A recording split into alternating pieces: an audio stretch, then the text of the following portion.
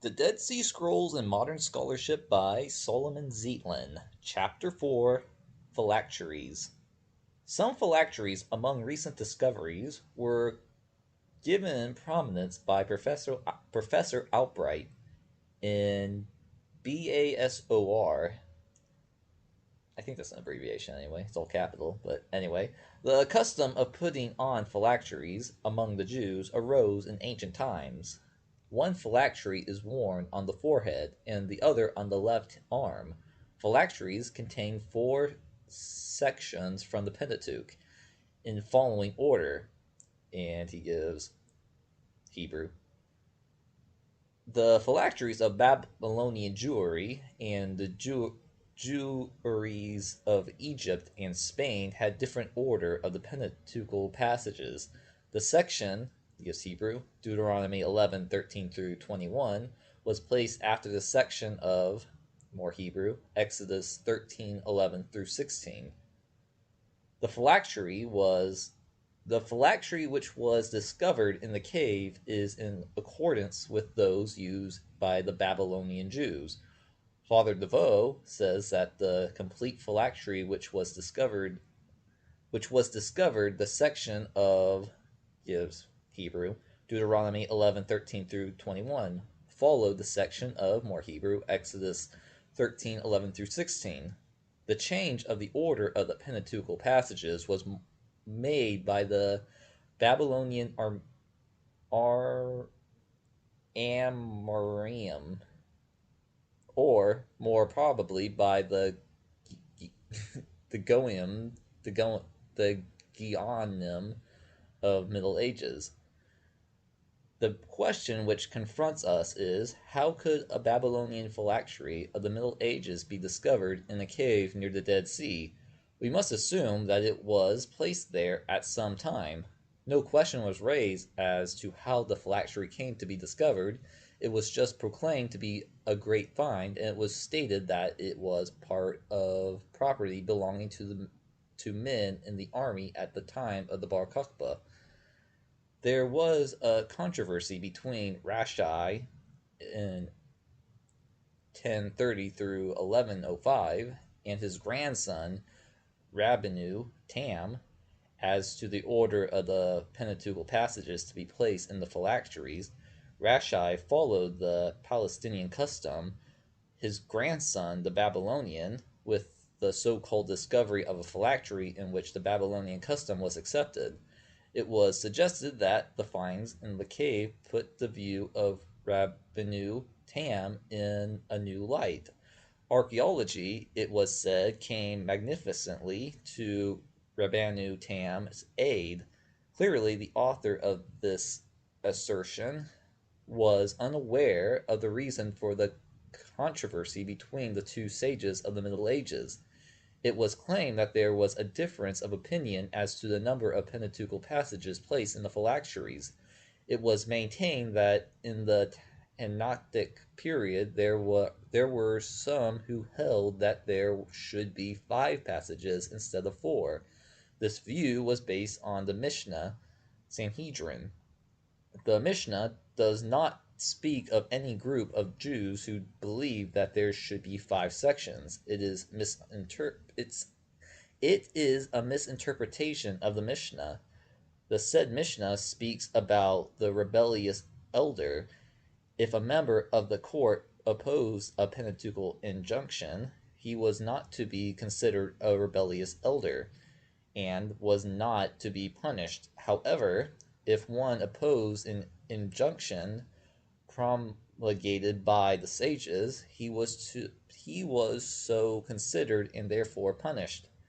The reason for such a distinction was that the sages saw no malice to Judaism and to their authority if a member of the court opposed a Pentateuchal law. However, they saw great danger to Judaism and its institutions if one of their members openly opposed the laws promulgated by the sages. It had been also assumed that the Decalogue was placed in the Tefillin because of the statement by Jerome in his commentary on Ezekiel, who said that some Jews told him that the Babylonian teachers encircled their heads with the Decalogue inscribed on parchment. This is no proof that the Jews placed the Decalogue on their tefillin. Jerome, who lived in Palestine and was acquainted with Jewish customs, refers only to the Jews of Babylonia, and his statement is based on hearsay. The word phylactery in Greek and Latin has also the connotation of amulet, charm. Undoubtedly, many Babylonian Jews were superstitious and wore the Decalogue on their heads as a provision from evil, but it was never placed in the tefillin. It was further suggested that the Pentateuchal sections which were read every morning in the temple were those originally placed in the tefillin, namely the Decalogue, Deuteronomy 6:11, Numbers 15:37 through 41. This suggestion shows lack of comprehension of the historical development of Judaism. The reason that these sections were placed in the tefillin is that they have the word, yes, Hebrew, which the sages interpret to mean tefillin. Also, these portions contain, I guess more Hebrew, shall be for the sign there upon thine hand, and for a memorial between thine eyes. This is not found in the sections in the portion of Numbers.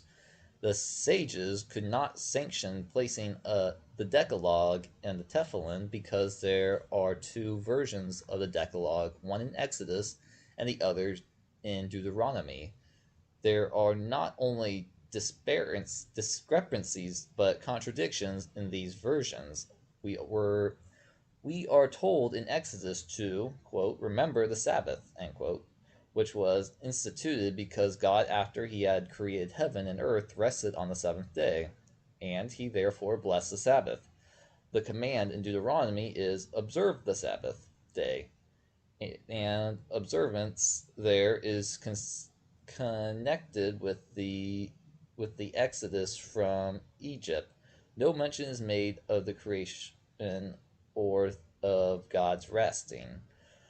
Because of this variance, the sages prevented the reading of the Decalogue outside the temple for fear that heretics would find reasons for denying that the Decalogue was given by God, since there are variations. For this reason, the Decalogue was not included in the organized morning daily prayers, while the other section of the Pentateuch, which were recited daily in the temple, were included. The Pentateuchal sections of Deuteronomy 6:11, Numbers 15 constitute a part of the morning daily prayer today. The Decalogue was also popular with the Jews. Public reading of it was reintroduced in Babylonia from time to time. The Decalogue and Shema were read daily by some Jews of Babylonia, regardless of the opposition of the sages. The Nash Papyrus, containing the Decalogue and Shema, which was discovered some time ago, is of the 3rd or 4th century AD, when there was a movement in Babylonia to reintroduce the reading of them. S.A. Cook was of the opinion that the Nash Papyrus was of the 2nd century AD. Professor Leachman agreed with him, while Burkitt held that it was of the 1st century AD. On the other hand, Professor Albright holds that the Nash Papyrus belongs to the 1st century BC, which was the cardinal error of Dr. Albright in connection with Hebrew paleography. I think the Nash Papyrus is one of those big ones that people will reference to when coming to paleography and comparing it with it. But I'm with Solomon Zeitland that it's probably not what's mainstream will tell you what it dates to. But anyway, we'll continue here. This was the cardinal error of Dr. Albright in connection with the Hebrew paleography. The Nash Papyrus is of the 3rd or 4th century AD, and the other Hebrew scrolls are even later. Dr. Albright erred in dating the Nash Papyrus cons, cons, cons, cons I can't say it. Consequently, there we go. He is an heir in dating the Hebrew scrolls. Oh, that's also the end of the chapter. Nice.